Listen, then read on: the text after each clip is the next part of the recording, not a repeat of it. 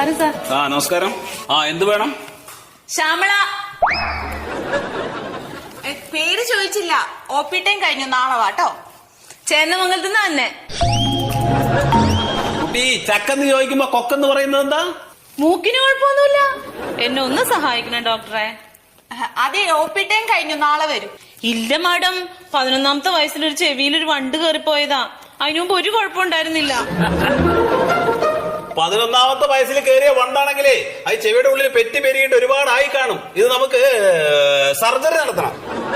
അല്ല ഡോക്ടറെ, കേറിപ്പോയത് ആണുവണ്ടാണെങ്കിലോ? മുട്ടയിടുന്ന ആൺവണ്ടുകളുണ്ട്. ഉണ്ടോ? പിന്നില്ലേ. എന്നാ സർജറി നടത്തണം. പബ്ലിക് സർവീസ് കമ്മീഷന്റെ ഓഫീസിലെ ഒരു അപേക്ഷ കൊടുക്കാനാ.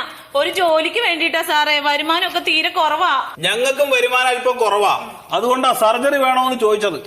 ഇല്ല സാറേ, ഈ കേൾവി കുറവുള്ളതുകൊണ്ടിട്ട് വന്ന ആലോചനയൊക്കെ മുടങ്ങിപ്പോയി.